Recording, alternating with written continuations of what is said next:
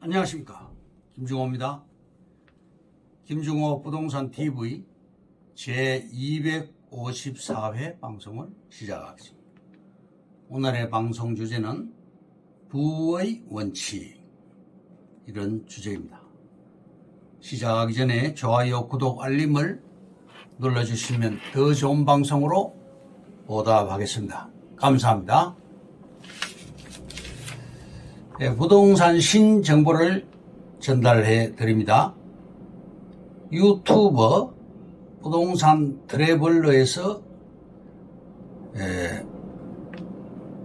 방송한 내용인데요.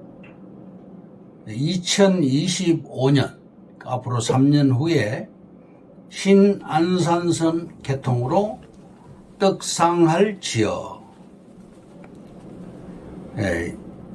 베스트 4. 베스트 4는 화성시, 시흥시, 안산시, 광명시 4곳입니다. 양질의 일자리가 많은 지역을 통과하는 노선이고, 여의도의 경우 강남 다음으로 일자리가 많은 지역입니다. 신안산선 노선은 안산 한양대역에서 여의도역까지, 또 2차로 서울역까지 연결되는 노선이고, 2025년에 개통이 되며 본선은 안산에서 여의도까지고, 지선은 화성 국제테마파크역에서 여의도까지입니다. 시속 120km로 운행이 됩니다. 또 확정된 사항이 신안산선이 화성시 향남까지 연장이 됩니다. 향남에서 여의도까지 1시간 정도 걸릴 예정이고요.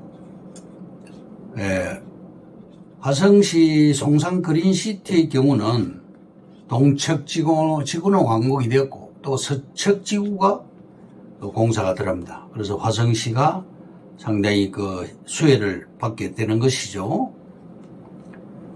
그래서 화성시, 시흥시, 안산시, 광명 역세권에 있는 아파트들이 다 그렇게 큰 혜택을 보게 됩니다. 급행은 안산에서 여의도까지 종전에 100분 걸리던 거리가 25분으로 단축이 되고, 완행은 100분 거리가 45분으로 단축이 됩니다.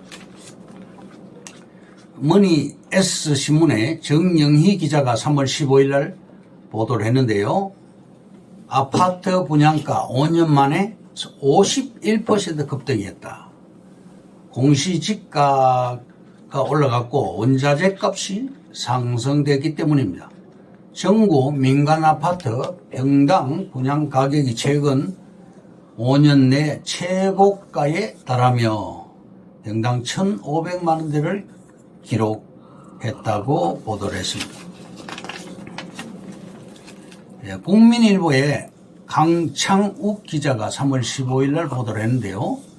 서울 아파트 평균 분양가 12억, 평당 3천만 원을 돌파했다.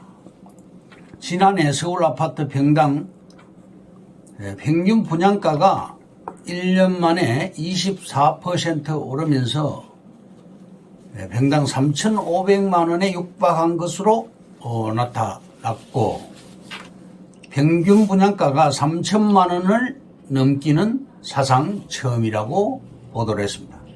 다음, 파이낸셜 뉴스의 김서연 기자가 3월 14일 날 보도를 했는데요. 삼성전자 평택 반도체 라인 6개가 늘어난다.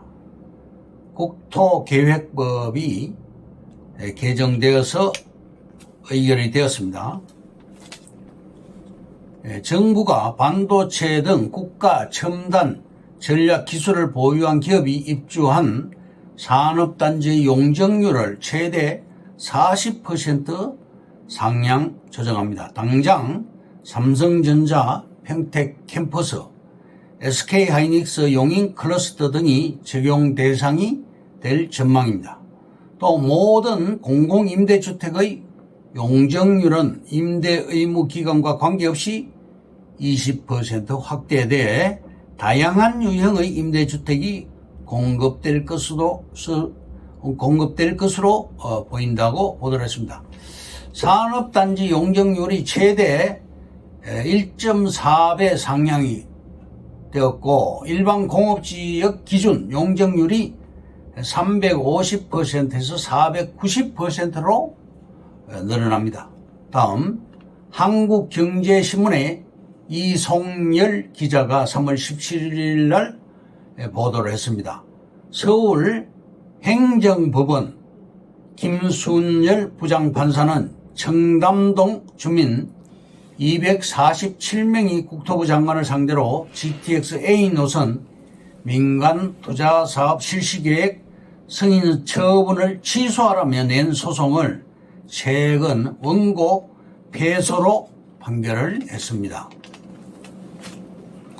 다음 서울경제신문의 유현욱 기자가 3월 15일 날 보도를 했는데요.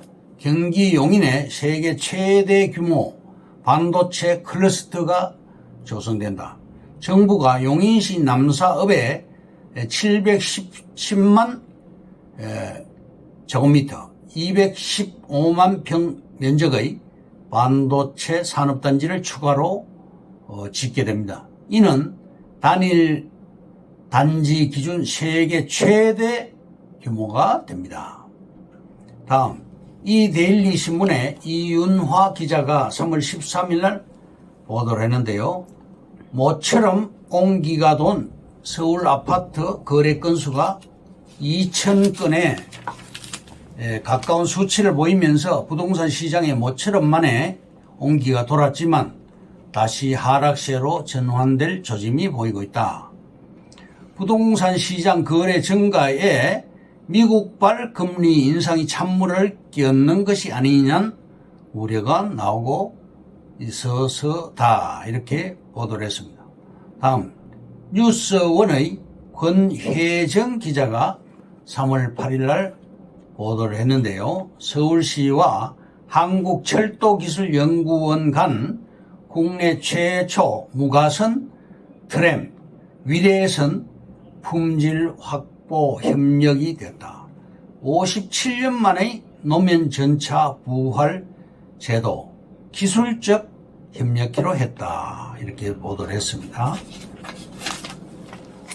위례 트램선은 송파구 마천역에서 본선은 복정역까지 또 지선은 남위례역까지를 잇는 5.4km 구간에 12개소의 정거장을 트램으로 연결하는 친환경 신교통 사업입니다.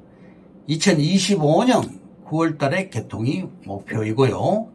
다음 토지거래허가구역과 개발행위 허가 제한구역에 대해서 말씀드리겠습니다. 토지거래허가구역은 2년을 지정 후에 다시 2년을 연장할 수가 있습니다. 투기의 조짐이 보이는 곳에 이렇게 토지거래 허가구역을 지정하는 것이죠. 또 개발행위 허가 제한구역은 지자체에서 지정 시 3년 안에 해제가 됩니다. 광명시 일직동에 자경마을이 금년도에 지정되었고 3년 내 해제가 될 것입니다. 다음 2025년 신안산선이 1차 완공 후에 2차로 여의도역에서 서울역까지 공사가 되고 또 3차로 서울역에서 청량리역까지 공사가 계획되고 있습니다.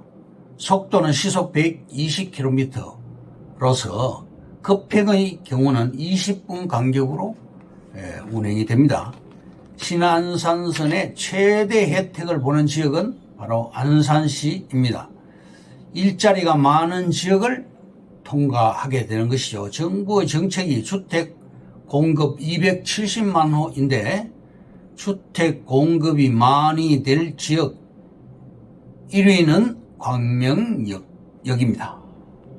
광명에서 여의도 간 10분 거리가 되고 향후 화성시 향남까지 연장 운행이 되며 2차 공사는 서울역까지, 또 3차 공사는 청량리역까지 공사가 될 예정입니다. 광명에 인구가 집중되는 이유는 상업지가 많기 때문입니다. 예를 들면 중대병원이라든지 GIDC, 또 AK백화점, 이케아, 코스트코, 롯데몰 이런 것들이 왜 들어갔을까요? 결론적으로 광명 집값은 앞으로 더 올라가게 됩니다. 광명은 서울권이기 때문입니다. 인구 흐름의 변화, 전철 6개 노선이 광명으로 몰리게 되어 있습니다. 앞으로 광명역이 거점이 됩니다. 광명역세권의 투자가 많이 될 것입니다. 바뀌는 시대에 뒤처지면 돈을 벌 수가 없습니다. 오늘의 방송 주제인 부의 원칙에 대해서 말씀을 드리겠습니다. 1번, 수익률이 극적이다. 병점 역앞에 250배로 상승이 되었고 인덕원 역앞에는 무려 1000배가 상승이 되었습니다. 그리고 덕소 역앞에는 166배가 상승이 되었고요. 2번, 정해진 시세가 없다. 3번, 싸게 사는 순간 큰 돈이 된다. 4번, 세금에 따른 민감도가 작다. 5번, 황금성이 생각보다 좋다. 6번, 시세 차익이 핵심이다. 7번, 개발로 수익률을 극대화한다. 8번, 안전이 제일이다. 4개 원칙이 있습니다. 안전성의 원칙, 수익성의 원칙, 황금성의 원칙, 경제성의 원칙 4가지죠. 9번, 준비된 자가 부자의 기회를 잡는다. 10번, 자신만의 투자 철학을 갖는다. 11번, 투자는 공합이다. 12번, 레버리지를 활용한다.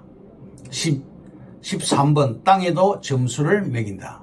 14번, 투자에 즐거움을 더한다. 15번, 무속인도 땅은 전문가에게 묻는다. 땅은 땅 전문가에게 물어봐야 합니다. 무속인도 자산을 불리기 위해 땅에 투자하러 전문가를 찾아옵니다.